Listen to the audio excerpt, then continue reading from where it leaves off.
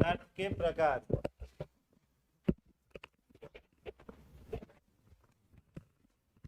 Last क्या लिखवाए थे? अच्छा, मतलब गैस तक लिखवाए थे। अगला हेडिंग बना लो अगला हेडिंग बना लो प्लाज्मा। प्लाज्मा हेडिंग बना लीजिए। पदार्थ की चौथी अवस्था कौन सी है? प्लाज्मा है।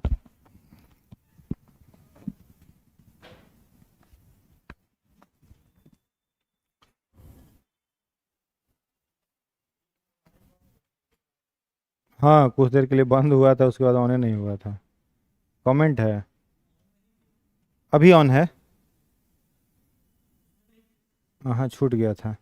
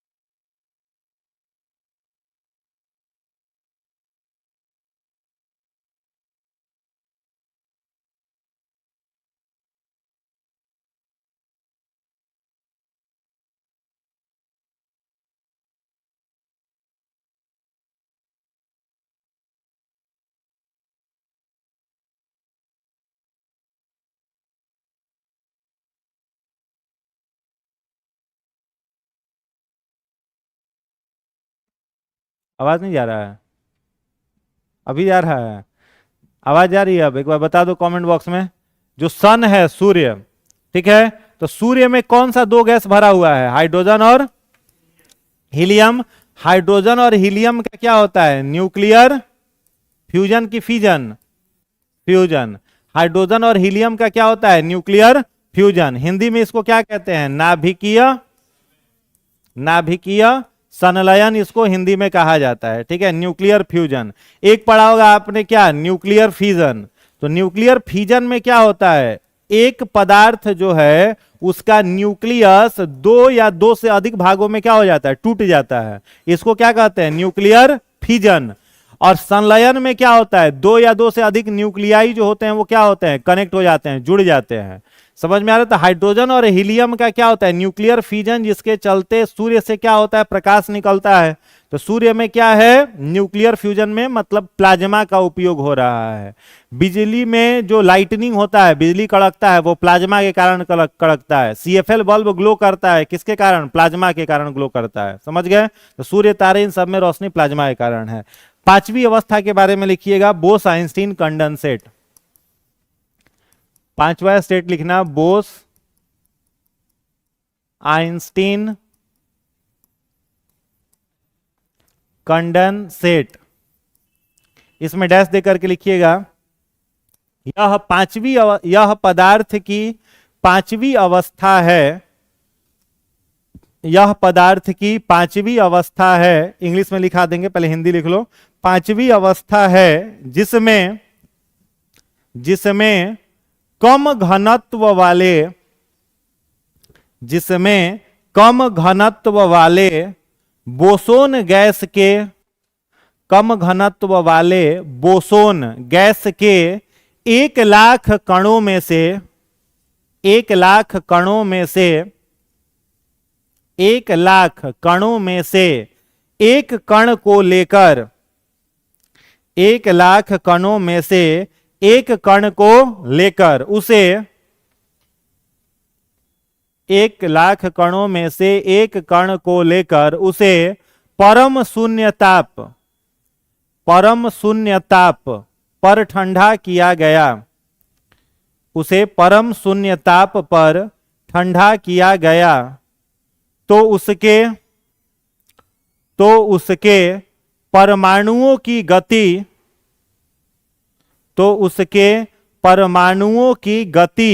रुक गई। तो उसके परमाणुओं की गति रुक गई। परमाणुओं की गति रुक गई। यह बीईसी कहलाता है। बीईसी मतलब बोस आइंस्टीन कंडेंसेट कहलाता है। इसमें हिंदी वाले लोग, इंग्लिश वाले लोग लिख लो, when we take one particle from 1,00,000 particles of boson gas, bracket में लिख लेना, low density and super cooled it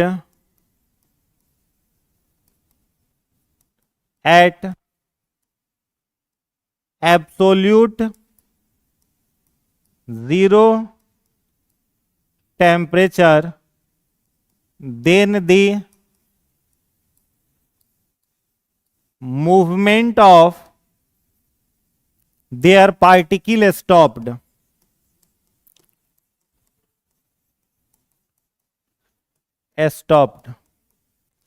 This state is called Bose-Einstein condensate। ठीक है, इसमें देखो बोस आइंस्टीन कंडेंसेट क्या है। अभी ये जो मॉडल है ना मैटर का, ये अभी आपका अंडर रिसर्च ही है, यानी इस पर अभी संशोधन रिसर्च जो है चल रहा है। सबसे पहले जनेवा में, कहां पर?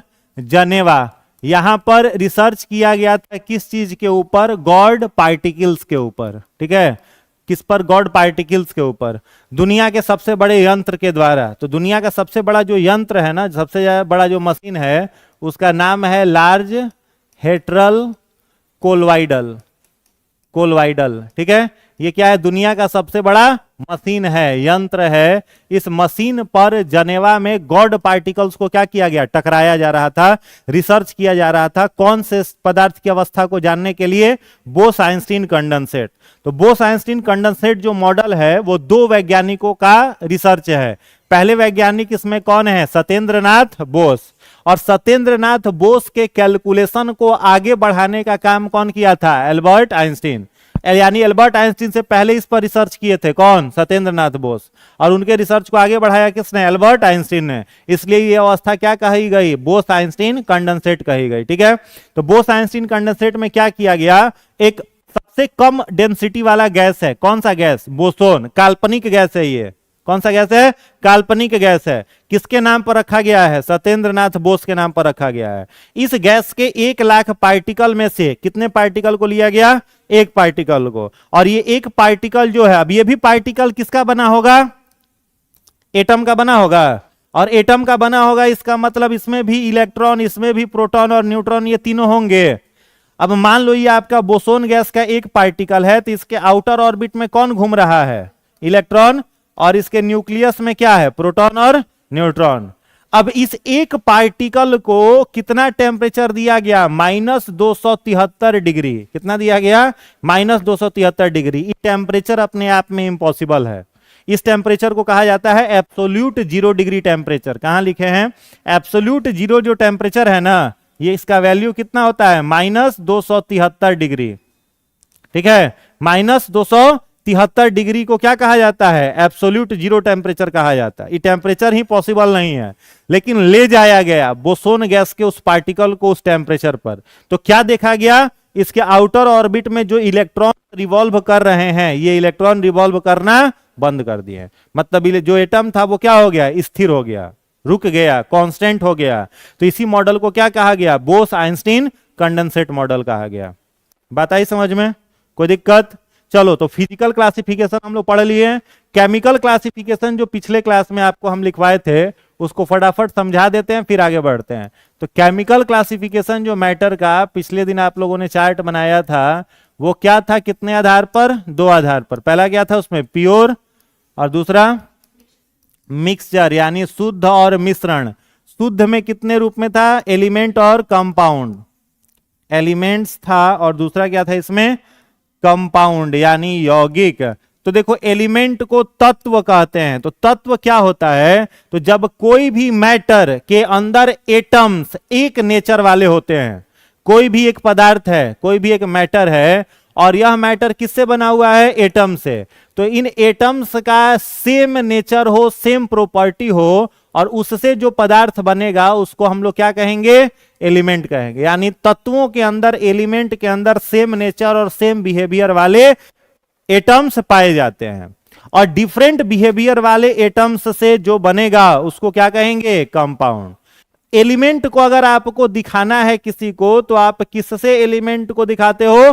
सिंबल से। जैसे आपको जिंक दिखाना है, क्या लिख दोगे? Zn। पोटेशियम दिखाना है, क्या लिख दो? K। फास्फोरस दिखाना है, P। तो इसका क्या होता है? सिंबल। एलिमेंट के ग्रुप से क्या बनेगा? कंपाउंड। तो जो कंपाउंड बनेगा उसमें अलग अलग प्रकार के एटम्स होंगे, उनका बिहेवियर, उनका स्ट्रक्चर, ये सब क्या होगा? अलग अलग होगा। और इनको अगर दिखाना होगा तो किससे दिखाएंगे? केमिकल फॉर्मूला से। तो कंपाउंड का क्या होता है? Chemical formula. और एलिमेंट्स का क्या होता है? सिंबल, ठीक है।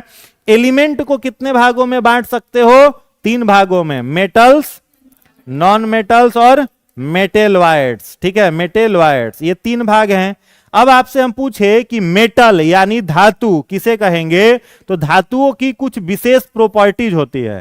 जैसे पहली प्रॉपर्टीज आपसे धातु का हम पूछे, तो आप कहोगे कि सर वो होगा सॉलिड एट रूम टेम्परेचर।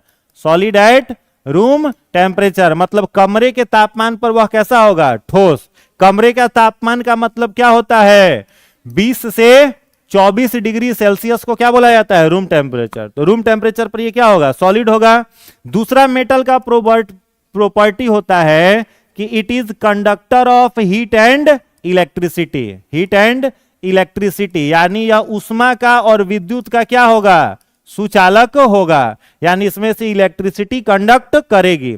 ये मान लो लोहा के रॉड है, इसको यहां पर गर्म करे और यहां पर पकड़े रहे तो हीट ट्रांसफर होकर इधर गर्माएगा कि नहीं गर्माएगा, गर्म करेगा, तो इलेक्ट्रिसिटी कंडक्ट होगा, हीट भी कंडक्ट होगा, कंडक्टर है। सॉलिड एट रूम टेम्परेचर जो लिखा है यहां पर एक्सेप्शन में याद रखना है क्या, मर्क्यूरी, पारा, ठीक है। मर्क्यूरी जो होता है वो क्या है आपका, मेटल है, लेकिन किस अवस्था में होता है, लिक्विड होता है, समझ गए, कोई दिक्कत। Conductor of heat and electricity. और क्या होता है बताओ, सोनोरस। सोनोरस का मतलब क्या होता है, सॉरी, सोनोरस का मतलब क्या हो जाएगा, सोनोरस का मतलब होगा आवाज निकालना, ठीक है। उसको पीटने पर उसमें से क्या होगा, टन टन का आवाज निकलेगा। जैसे लोहा के स्कूल में पीतल का घंटी होता था, उसको पीटते थे तो पूरा स्कूल में गूंजता था, तो पीटने पर टन टन का आवाज करेगा, ठीक है। जैसे आपको पीटे तो करेगा नहीं, टन टनाओगे तो मेटल नहीं हो। चलो, और क्या प्रॉपर्टी है, ये कैसा होता है, लस्टरस। कैसा होगा, ये लिखने का जरूरत है तो मन करे तो लिख भी सकते हो, नहीं भी लिख सकते हो, मेटल में ही सब लिखवाएंगे। कैसा होगा, लस्टरस। लस्टरस का मतलब क्या हो जाएगा, चमकीला, उसमें एक विशेष चमक होगी। जैसे लोहा, सोना, चांदी सब में क्या होता है, चमक होता है, लस्टरस होता है। तीसरा एक प्रॉपर्टी और इसका होगा, डक्टाइल होगा। ये डक्टाइल का मतलब होता है तन्य। कैसा होगा, तन्य होगा, डक्टाइल होगा। जैसे मान लो ये आपका कोई मेटल है, इसको हम हीट दें, गरम करें, और गरम करके दोनों साइड को क्या करें, खींच दें, तो खींचेंगे तो ये किस में बदल जाएगा, तार के रूप में। किस में बदल जाएगा, तार के रूप में बदल जाएगा।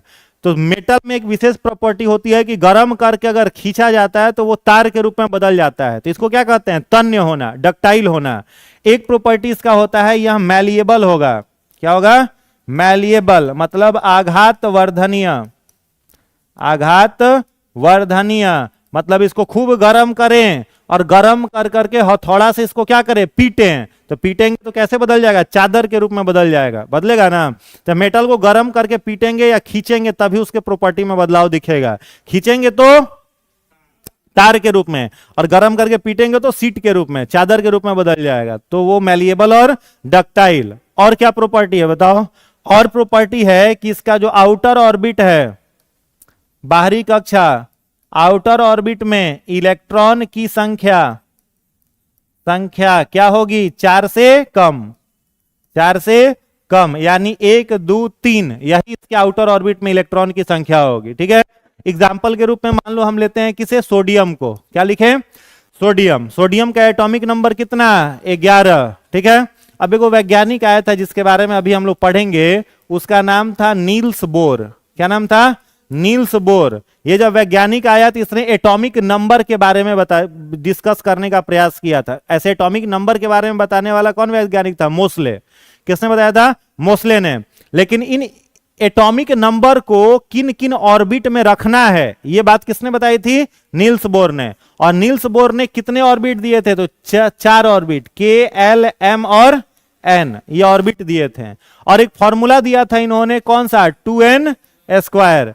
एन यहां क्या है, नंबर ऑफ ऑर्बिट, माने के ऑर्बिट में कितना इलेक्ट्रॉन रखना है, एल में, एम में और एन में, ये किसने बताया था, नील्स बोर ने। के में मैक्सिमम इलेक्ट्रॉन कितना रह सकता है, 2, एल में 8, एम में 18 और एन में 32। तो यहां पर एन जो सोडियम है इसमें कितना इलेक्ट्रॉन रहेगा, तो 2, 8 और, ठीक लिखे हैं ना, 2, 8 और 1 ठीक लिखे हैं। तो आउटर ऑर्बिट में इलेक्ट्रॉन 4 से अधिक है कि कम है, तो क्या होगा, ये मेटल। समझ में आ रहा है। तो जिसके भी आउटर ऑर्बिट में इलेक्ट्रॉन की संख्या 4 से कम, वो क्या हो जाएगा, आपका मेटल हो जाएगा, धातु हो जाएगा। इसका ठीक अगर उल्टा कर दे तो क्या बन जाएगा, नॉन मेटल। उल्टा करेंगे तो नॉन मेटल होगा। क्या होगा नॉन मेटल, तो नॉन मेटल जितना सारा होता है, तो नॉन मेटल के बारे में पहला पॉइंट हम लोग क्या कहते हैं, हम लोग कहते हैं कि all gases are non metal. जितने सारे गैस हैं सभी क्या हैं, नॉन मेटल। ऑक्सीजन क्या है, क्रिप्टन क्या है, जेनॉन, रेडॉन, आर्गन, हीलियम, ये सब क्या है, नॉन मेटल है। All gases are non metal. दूसरा, एक ही लिक्विड नॉन मेटल है, ठीक है, वो कौन सा है, ब्रोमीन। लिक्विड नॉन मेटल का नाम याद रखना है, क्या होगा, ब्रोमीन होगा। समझ गए। आगे है conductor of heat and electricity. तो कंडक्टर की जगह क्या लगा देंगे, इंसुलेटर मतलब कुचालक, यानी इसमें से विद्युत और ऊष्मा पास नहीं होगी। समझ में आ रहा है? यानी विद्युत धारा को यह प्रवाह नहीं करेगा। जैसे वहां पर एक एक्सेप्शन है, यहां पर भी एक एक्सेप्शन हो जाएगा। क्या? ग्रेफाइट। क्या एक्सेप्शन हो जाएगा? ग्रेफाइट। कोयला का अपरूप है, कार्बन का अपरूप होता है क्या? ग्रेफाइट होता है। देखें ग्रेफाइट पेंसिल में जो रहता है, समझ गया? पेंसिल में तो एनसीईआरटी में कोई एक्सपेरिमेंट लिखा रहता था ना, पेंसिल को दोनों साइड से छील के लगाना चाहिए प्लग में। लगाना चाहिए कि नहीं लगाना चाहिए? बोल नहीं रहे हो? पेंसिल के दोनों सिराओं को छील के अगर लगाया जाए प्लग के भीतर तो करंट मारेगा कि नहीं मारेगा? मारेगा। समझ गए? क्योंकि क्या है, वो ग्रेफाइट है, और ग्रेफाइट में फ्री इलेक्ट्रॉन्स होते हैं जिससे इलेक्ट्रिसिटी कंडक्ट कर देगा वो। तो नॉन मेटल का एक अपवाद हो गया इंसुलेटर में, कौन? ग्रेफाइट। वो इलेक्ट्रिसिटी को कंडक्ट करता है। सोनरस होगा कि नहीं होगा? नॉन मेटल नहीं होगा। लस्टरस होगा, तन्य होगा, आघातवर्धनीय होगा। आउटर ऑर्बिट में इलेक्ट्रॉन की संख्या 4 से अधिक, मतलब 5 6 7 8। समझ में आ रहा है? 4 से अधिक। जैसे एक नॉन मेटल का एग्जांपल लिखते हैं, क्लोरीन। एटॉमिक नंबर क्या लिखेंगे इसको? 2 8 7। आउटर ऑर्बिट में इलेक्ट्रॉन 4 से अधिक, तो क्या हो गया? नॉन मेटल हो गया। कोई दिक्कत? ठीक है, समझ गया? Metal non metal. मेटलवाइड समझते हो? मेटलवाइड जान रहे हो क्या होता है? देखो मेटलवाइड जो है, मेटलवाइड इसे हिंदी में क्या कहते हैं? उपधातु। एक इसका और नाम है सेमीकंडक्टर। मेटलवाइड को क्या कहा जाता है? सेमीकंडक्टर। हिंदी में क्या कहते हैं? अर्धचालक। क्या कहेंगे? अर्धचालक। मतलब ये इलेक्ट्रिसिटी को कंडक्ट करेगा। सेमी का मतलब क्या होता है? आधा। सेमी मतलब क्या होता है? आधा होता है। इलेक्ट्रिसिटी को कंडक्ट करेगा लेकिन बहुत कम मात्रा में कंडक्ट करेगा, इसीलिए इसको क्या कहा जाता है? सेमीकंडक्टर या उपधातु। ये मतलब ये मेटल का भी कुछ प्रॉपर्टी दिखाएगा, नॉन मेटल का भी। इलेक्ट्रिसिटी से ऑपरेट होने वाले जो यंत्र होते हैं उसको दो भागों में आप बांट सकते हो। एक होता है उसको कहते हो इलेक्ट्रिक डिवाइस, और एक होता है उसको क्या कहते हो? Electronic device. दो होता है ना, इलेक्ट्रिक और इलेक्ट्रॉनिक। तो इलेक्ट्रिक डिवाइस में हमेशा याद रखोगे किसका उपयोग किया जाता है? मेटल्स का, क्योंकि इलेक्ट्रिसिटी तो कंडक्ट कराना ही है ना। और जो इलेक्ट्रॉनिक डिवाइस होता है इसमें किसका उपयोग किया जाता है? मेटलवाइड्स का, उपधातु। Computer is an electric device और इलेक्ट्रॉनिक डिवाइस। इलेक्ट्रॉनिक डिवाइस मतलब कंप्यूटर में मेटल का यूज करेंगे कि मेटलवाइड का? मेटलवाइड का यूज करेंगे। समझ में आ रहा है? एक बहुत कॉमन और सबसे अधिक उपयोग होने वाला मेटलवाइड है सिलिकॉन। कौन है? सिलिकॉन है। सिम कार्ड के चिप में कौन क्या यूज होता है? सिलिकॉन यूज होता है। एटीएम कार्ड में सिलिकॉन, मोबाइल में सब जगह सिलिकॉन का यूज किया जाता है। वो क्या है? मेटलवाइड है। बहुत कम ऊर्जा में चल जाएगा, वो ज्यादा ऊर्जा दे दीजिएगा तो भड़क जाएगा। अब मोबाइल में आप खूब हाई वोल्टेज दे करके उसको चार्ज करिए तो ब्लास्ट ना करेगा। फ्रिजरेटर आपके घर में है, इलेक्ट्रिक डिवाइस है। मोटर लगा हुआ है, इलेक्ट्रिक डिवाइस है। वॉशिंग मशीन इलेक्ट्रिकल डिवाइस है। मोबाइल इलेक्ट्रॉनिक है। कंप्यूटर इलेक्ट्रॉनिक है। लैपटॉप इलेक्ट्रॉनिक है। एटीएम मशीन इलेक्ट्रॉनिक है। आप जो घड़ी पहनते हैं, स्मार्ट वॉच, वो सब क्या है? इलेक्ट्रॉनिक डिवाइस है। समझ में आ रहा है? तो इलेक्ट्रॉनिक डिवाइस जो होता है वो जो कम एनर्जी में ऑपरेट हो रहा है वो इलेक्ट्रॉनिक है, बाकी इलेक्ट्रिकल है। ठीक है, उसमें किसका यूज किया जाता है? सेमीकंडक्टर का, मेटलवाइड का। जैसे जर्मेनियम हो गया, सिलिकॉन हो गया, एक्जीमुथ हो गया, ये सब आपका क्या है? मेटलवाइड में आ जाता है। कोई दिक्कत? ये समझ गए? मेटल किसे कहेंगे, नॉन मेटल किसे कहेंगे? मेटलवाइड। बाहरी कक्षा में इलेक्ट्रॉन की संख्या 4। कितना होगा? 4 होगा। अब देखो कंपाउंड। कंपाउंड कितना तरह का? 2 प्रकार का। कौन कौन सा? ऑर्गेनिक और इनऑर्गेनिक।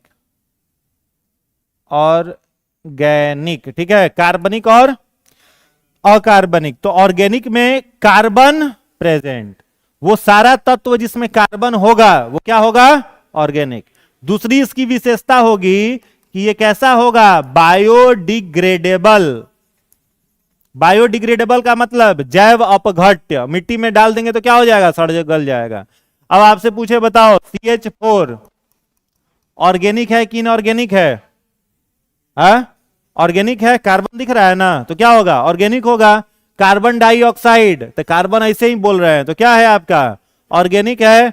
एक लिखा हमने C2H5SH, ऑर्गेनिक इनऑर्गेनिक, बोलो ऑर्गेनिक, इसका क्या नाम है, बोलो,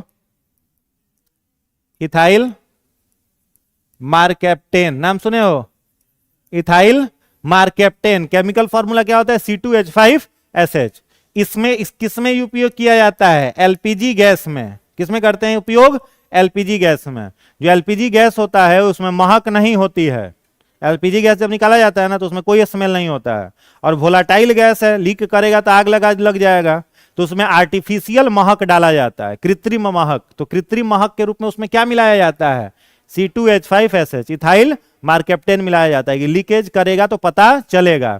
तो यहां पर कार्बन है, तो यानी C2H5SH आपका क्या है, ऑर्गेनिक है, कोई दिक्कत, ठीक है। और इनऑर्गेनिक किसे कहोगे, अकार्बनिक। तो मानव हम लोग सब लोग किस में आते हैं, ऑर्गेनिक में।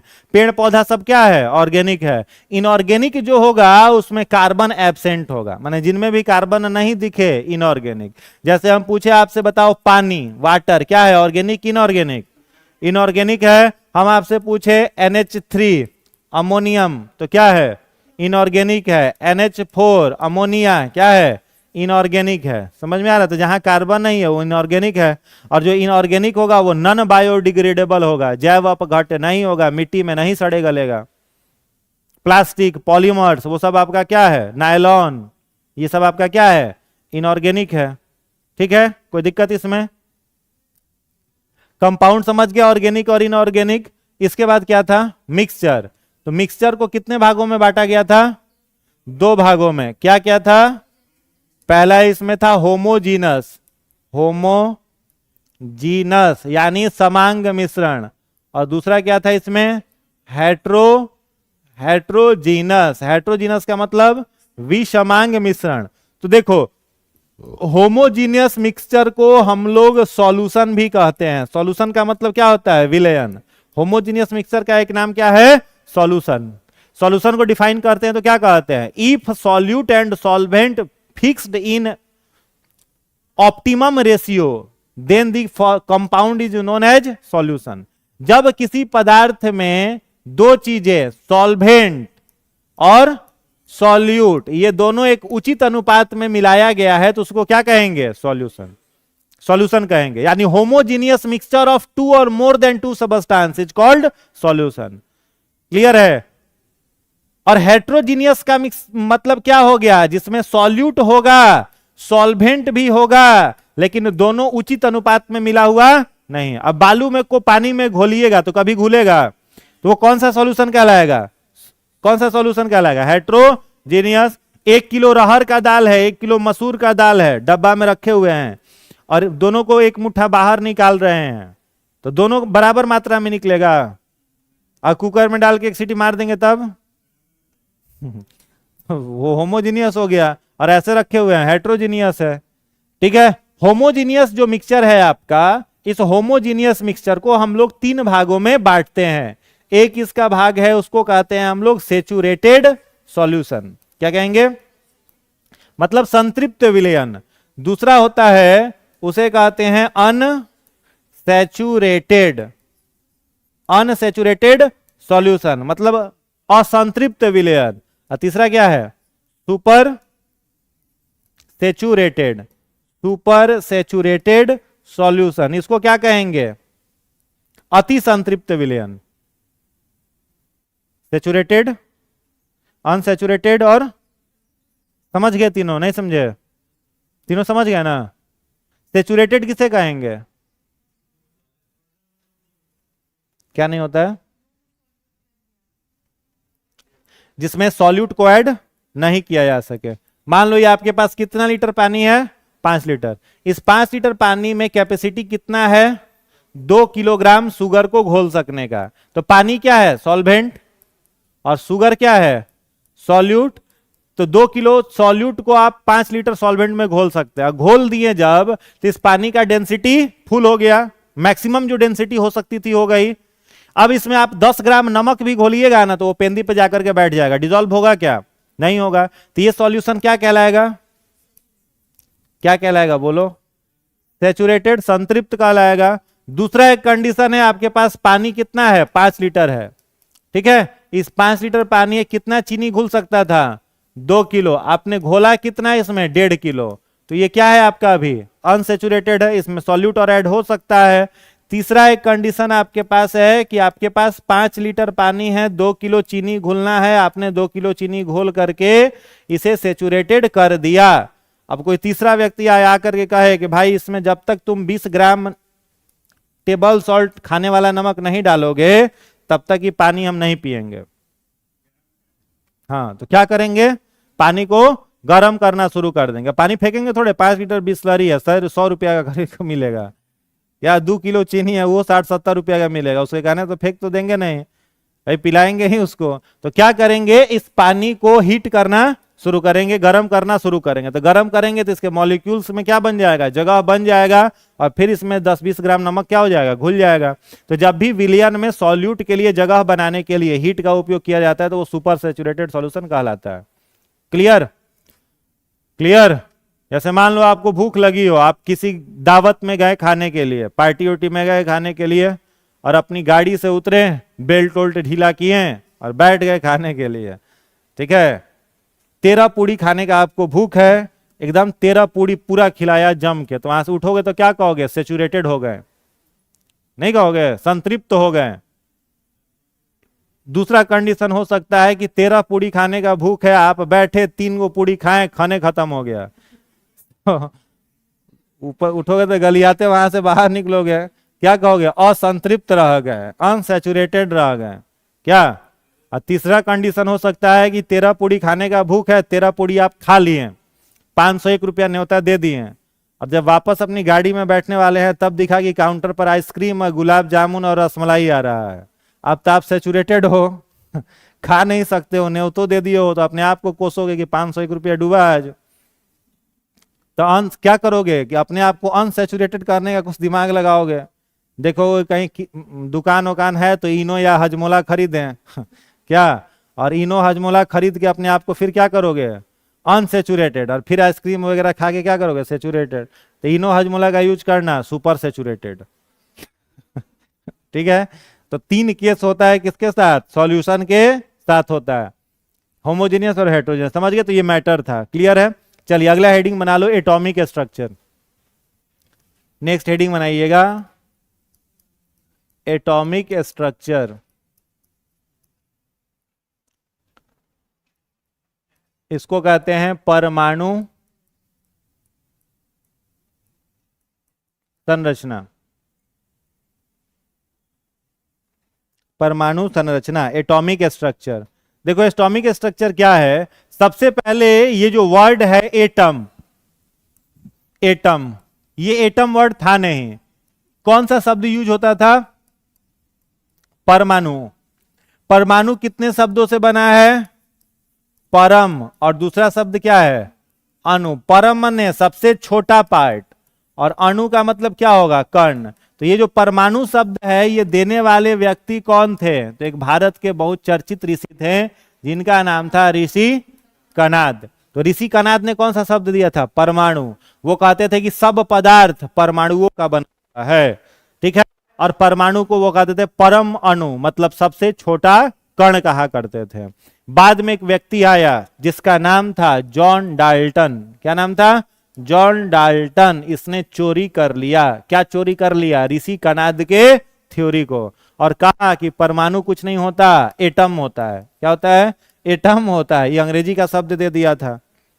अब जैसे हम लोग के बीच में कोई आए, आकर के 2-4 लाइन अंग्रेजी बोले तो हम लोग उससे प्रभावित हो जाते हैं, अंग्रेज के बेटा है, ठीक है।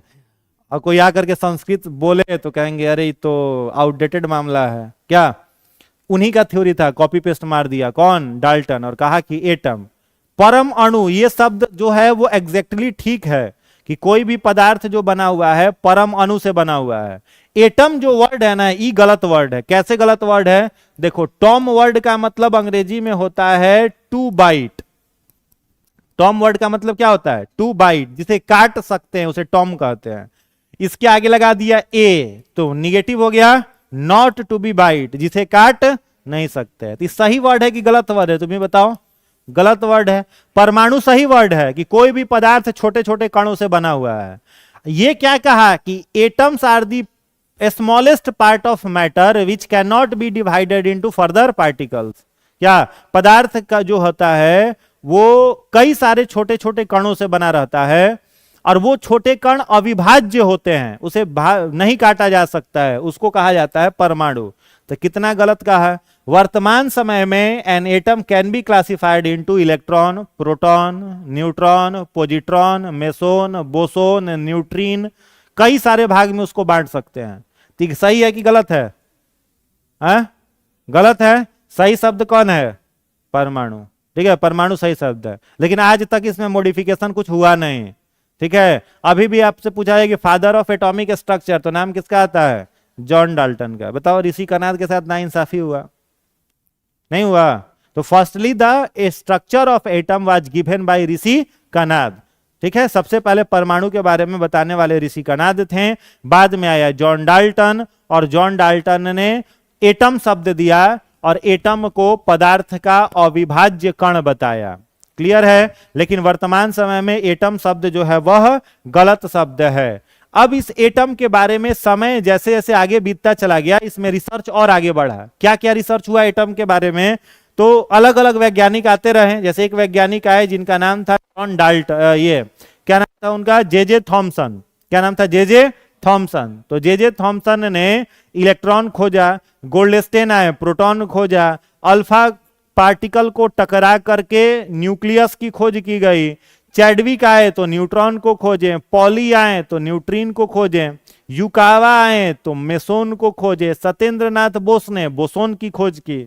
समझ में आ रहा है? तो बाद में धीरे धीरे और पदार्थों के बारे में पता चलते रहा। कौन एटम के अंदर में कहां पर है ये उन लोगों ने ही बताया था। जैसे जे थॉमसन ने खोज तो कर दिया था इलेक्ट्रॉन का, लेकिन इलेक्ट्रॉन होता कहां है यह बात बताने में जे थॉमसन असफल थे। जे थॉमसन ने जो सिद्धांत दिया था वो कौन सा थ्योरी था? Watermelon atomic model. Watermelon atomic model में उन्होंने क्या कहा था कि तरबूज का जो लाल भाग होता है वो प्रोटॉन है, और तरबूज के अंदर जो बीज होते हैं वो इलेक्ट्रॉन है। तो बताओ, इलेक्ट्रॉन बीज की तरह होता है क्या? बीज अलग अलग जगह बिखरा हुआ है, इलेक्ट्रॉन बिखरा हुआ रहता है। इलेक्ट्रॉन तो एक फिक्स ऑर्बिट में घूम रहा है। तो गलत उनका मॉडल था, लेकिन इलेक्ट्रॉन के बारे में उन्होंने बताया था। तो कई सारे रिसर्च इसमें आगे हम लोग पढ़ेंगे। ठीक है, बेसिकली एक जो एटम होता है वह एटम ये है। अब इस एटम का हम पूछे कि जो मास है, यानी द्रव्यमान इस एटम का जो है वो द्रव्यमान किसके कारण है, तो क्या कहोगे? एटम का द्रव्यमान किसके कारण होता है? उसके न्यूक्लियस के कारण होता है। और न्यूक्लियस में क्या होता है? प्रोटॉन और न्यूट्रॉन। तो हम आपसे पूछे किसी एटम का द्रव्यमान किसके कारण है? इलेक्ट्रॉन के कारण, प्रोटॉन के कारण, न्यूट्रॉन के कारण, प्रोटॉन या न्यूट्रॉन के कारण। तो क्या कहोगे? प्रोटॉन और न्यूट्रॉन के कारण। या फिर अगर प्रोटॉन और न्यूट्रॉन विकल्प में नहीं दिया हुआ है तो आप क्या कह सकते हो? किसके कारण है? प्रोटॉन के कारण है। अब ये भी बात होता है कि Z बराबर Z बराबर N बराबर P, सॉरी Z बराबर E बराबर P। ये फॉर्मूला सुने होंगे, 8वां 9वां में पढ़ना था। Z बराबर E बराबर P। Z क्या है? Atomic number. E क्या है? इलेक्ट्रॉन। P क्या है? प्रोटॉन। एग्जाम्पल के रूप में अगर मान लो हमने लिखा, कोई एक तत्व लिखा क्लोरीन 17, ठीक है, एटॉमिक मास कितना होगा? 35। एटॉमिक नंबर कितना? 17, और मास कितना? 35। हम इसमें पूछे बताओ Z, हम पूछे आपसे E, हम पूछे P, हम पूछे N और A पूछे कि बताओ क्लोरीन में इतना इंफॉर्मेशन दो। तो Z क्या है यहां पर? Atomic number. तो कहोगे सर दिख तो रहा है, एटॉमिक नंबर इज 17। हम पूछे आपसे इलेक्ट्रॉन की संख्या, तो फॉर्मूला याद है, जितना एटॉमिक नंबर होगा उतना ही इलेक्ट्रॉन उतना ही प्रोटॉन। तो आप कहोगे सर इलेक्ट्रॉन भी कितना, प्रोटॉन भी कितना? न्यूट्रॉन निकालने के लिए एटॉमिक मास से एटॉमिक नंबर को घटा देते हैं। तो न्यूट्रॉन कितना निकाल लोगे? 18, और एटॉमिक मास कितना है? 35। ठीक है, तो जब भाई मेरे इलेक्ट्रॉन प्रोटॉन ये दोनों की संख्या बराबर है, तो हम ये क्यों नहीं कह सकते हैं कि इलेक्ट्रॉन के कारण एटम का मास होता है? हम क्यों कहेंगे कि mass of proton is due to their mass of atom is due to their proton? यह भी तो कह सकते हैं mass of atom is due to their electron. हाँ, ये मेन कारण है कि इलेक्ट्रॉन जो होते हैं वो फिक्स नहीं होते हैं। जब उसका कोर इलेक्ट्रॉन जो है वो रिएक्ट करते हैं, तो रिएक्ट करने के बाद वो अपनी कक्षा को छोड़ करके अगली कक्षा में शिफ्ट कर जाते हैं। जैसे ऐसे समझो, यहां पर कोई मान लो एक एटम है, इस एटम में इसके बाहरी कक्षा में कौन घूम रहा है? इलेक्ट्रॉन्स घूम रहे हैं। ये आपका के है, एल है और एम है। के में कितना इलेक्ट्रॉन होगा? 2 इलेक्ट्रॉन मैक्सिमम, इसमें 8, इसमें 18 और लास्ट ऑर्बिट इसमें कितना हो जाएगा? 32 हो जाएगा। अब इलेक्ट्रॉन पर एक वैज्ञानिक था, आगे हम लोग पढ़ेंगे, उसका नाम था मैक्सवेल। क्या नाम था? मैक्सवेल। इसने जो थ्योरी दिया था ना, उस थ्योरी को कहा जाता है electromagnetic atomic theory. Electromagnetic atomic theory ये किसने दिया था?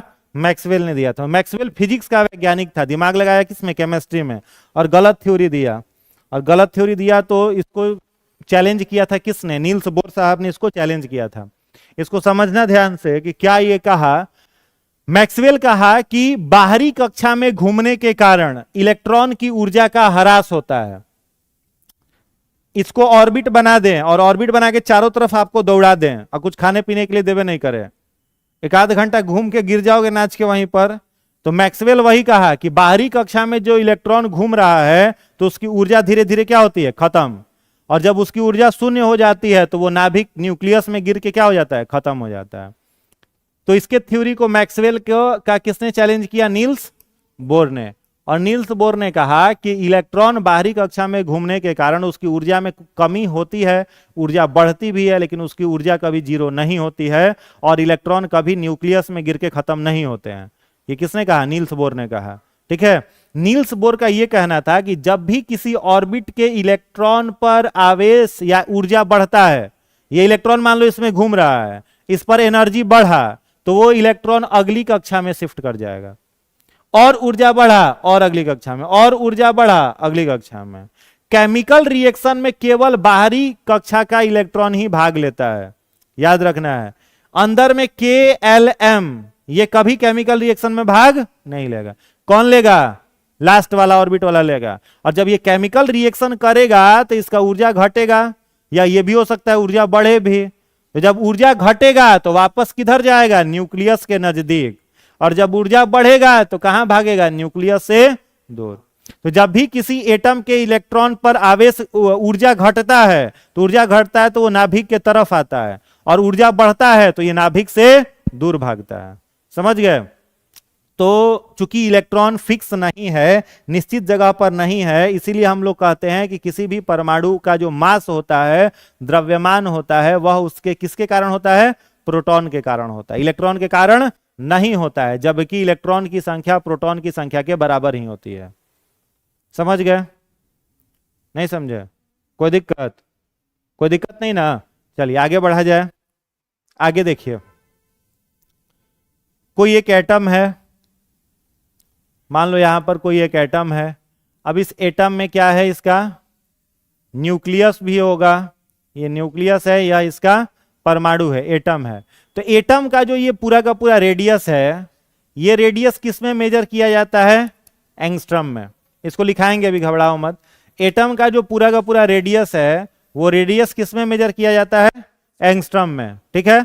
और एक एंगस्ट्रम जो होता है उसका वैल्यू 10⁻⁻15 मीटर। कितना होता है? 10⁻⁻15 मीटर। यानी the radius of atom is measure into angstrom, and 1 angstrom is equal to 10⁻⁻15 metre. वहीं पर ये जो नाभिक है, न्यूक्लियस है, क्या माइनस? अच्छा, ये फर्मी का लिखा गया, सॉरी। हाँ, 10⁻⁻10 मीटर। और ये नाभिक हो गया न्यूक्लियस, इसका ये रेडियस हो गया, तो इसका रेडियस किस में मेजर किया जाएगा? फर्मी में, ठीक है। और एक फर्मी जो होगा वो किसके बराबर हो जाएगा? 10 के पावर माइनस 10 के, सॉरी 15 के, 10 के पावर माइनस 15 मीटर के बराबर हो जाएगा, ठीक है।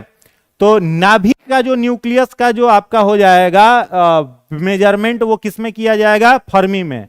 और एटम का रेडियस किस में मेजर किया जाएगा? एंगस्ट्रम में। तो न्यूक्लियस अपने एटम से पूछा जाए कि कितना छोटा है तो कितना कह सकते हो? 10 के पावर 5 ना, 10 के पावर माइनस 5 मीटर के आसपास क्या हो जाएगा? छोटा हो जाएगा। यानी कितना गुना छोटा हो जाएगा? 10 के पावर 5 है ना जी, माइनस 5 थोड़ी होगा। 10 के पावर कितना हो जाएगा? 5 टाइम्स हो जाएगा, यानी 1,00,000 गुना छोटा हो जाएगा। एक न्यूक्लियस अपने एटम से कितना छोटा होता है? 1,00,000 गुना अधिक छोटा होता है, ठीक है। तो इस पॉइंट को लिखते चलो, पहला पॉइंट इसमें नोट कर लो। फर्स्टली परमाणु term was coined by Rishi Kanad.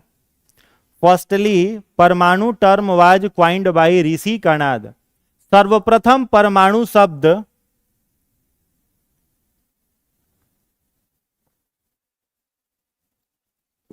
ऋषि कनाद ने, परमाणु शब्द ऋषि कनाद ने दिया था, ठीक है। फर्स्टली परमाणु शब्द ऋषि कनाद ने दिया था। अगला पॉइंट लिखिएगा,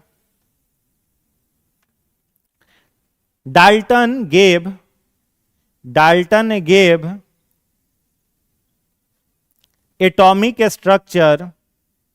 डाल्टन ने परमाणु संरचना की जानकारी दी। डाल्टन गेव एटॉमिक स्ट्रक्चर, तो he was known as father of atom. So he was known as father of atom. इसलिए इन्हें परमाणु संरचना का जनक कहा जाता है।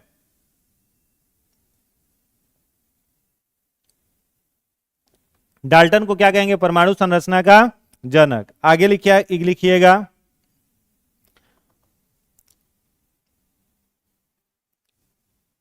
at present time an atom can be classified into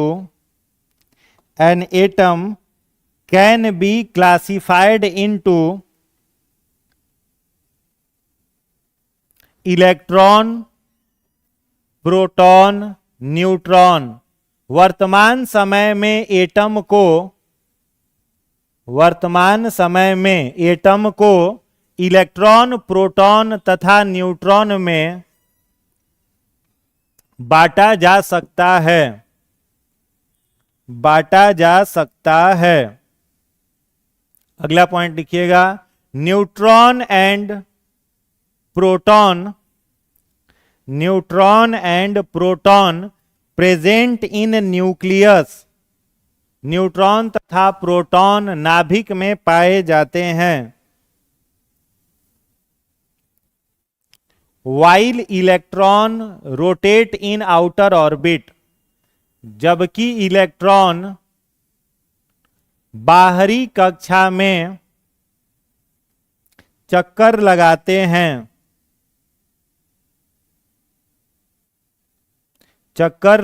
हैं। अगला पॉइंट लिखिएगा, इलेक्ट्रॉन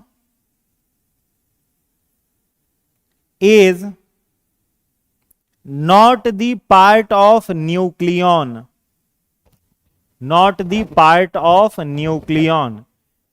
इलेक्ट्रॉन न्यूक्लियन नहीं है। न्यूक्लियन मतलब क्या होता है? जो न्यूक्लियस में हो, ठीक है। तो electron is the not part of nucleon. Electron nucleon नहीं है। आगे लिखिएगा, the radius of an atom is measured in the radius of an atom is measured in angstrom.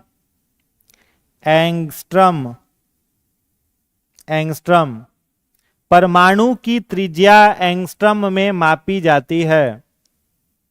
परमाणु की त्रिज्या एंगस्ट्रम में मापी जाती है।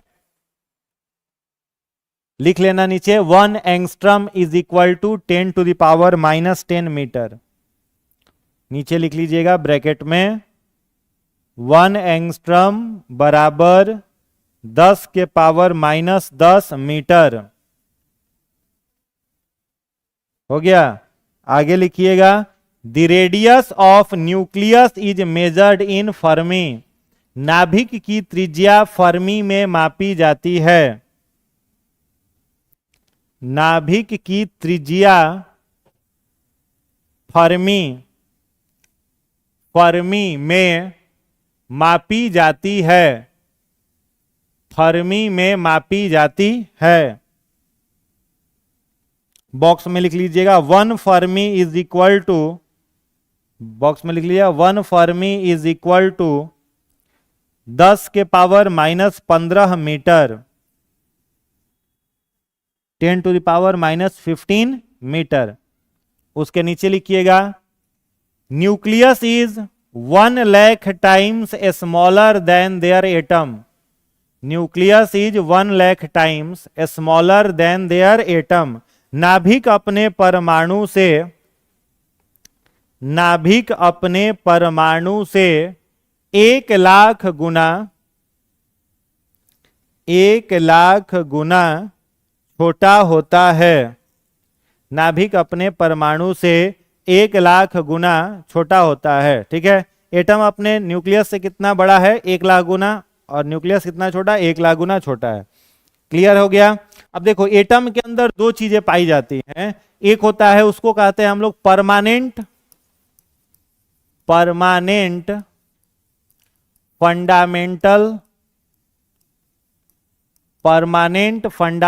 पार्टिकल्स, यानी अस्थाई मौलिक कण। ठीक है।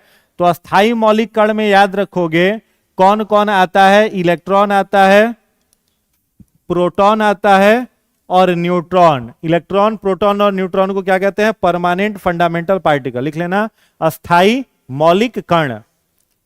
अस्थाई मौलिक कण जो किसी भी एटम में रहेगा। और दूसरा लिखना, टेम्पोररली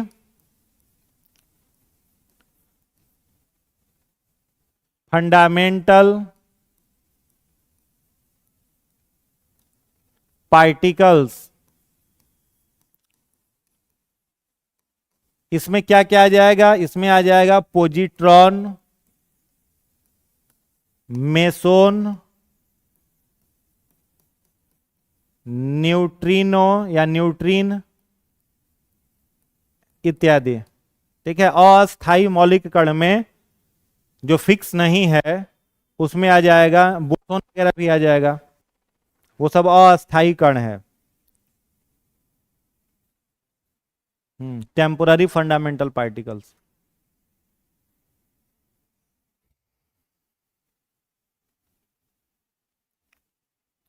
हो गया।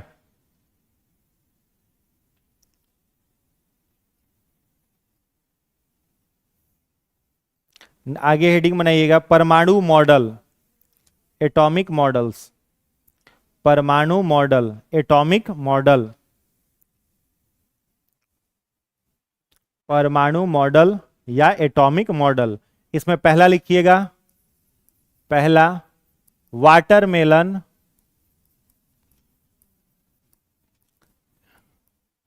और plum pudding atomic model. Watermelon और plum pudding atomic model. Watermelon और प्लम पुडिंग एटॉमिक मॉडल। इसमें लिखिएगा, this atomic model was given by, this atomic model was given by J Thomson. Hindi वाले लोग लिखिएगा, परमाणु का यह मॉडल, परमाणु का यह मॉडल जे थॉमसन ने दिया था। जे थॉमसन ने दिया था। अगला पॉइंट लिखिएगा, इन विच in which he assumed the red part of watermelon is proton, while scattered seed as electron.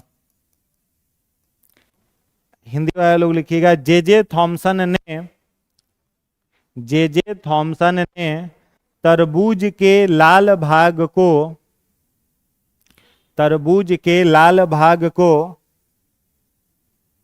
Proton कहा तथा उसमें बिखरे हुए बीजों को इलेक्ट्रॉन कहा। बिखरे हुए बीजों को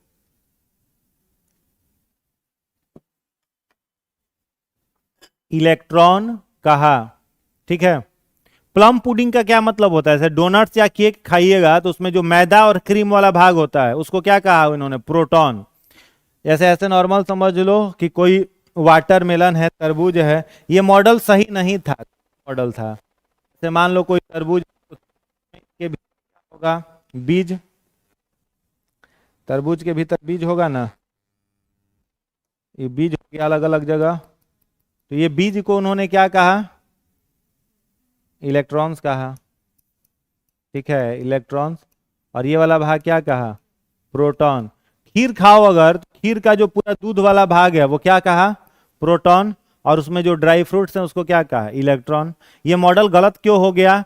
क्योंकि ना तो प्रोटॉन वैसा होता है ना ही इलेक्ट्रॉन होता है। इसको संशोधित किस व्यक्ति ने किया? रदरफोर्ड ने। नील्स बोर तो बहुत बाद में आया, संशोधित किसने किया? रदरफोर्ड ने। तो रदरफोर्ड का एटॉमिक मॉडल है अल्फा स्कैटरिंग मॉडल, कल पढ़ा जाएगा। ठीक है, अभी इतना ही रहने दो। कल का टाइमिंग मॉर्निंग में कर देते हैं, कोई कष्ट? कल एक एक्सपेरिमेंट करके देखो, कल आ जाना 9 बजे से, ऐसे ग्रुप में चला जाएगा मैसेज आप लोगों का, 9 से 12। ठीक है, केवल कल के लिए।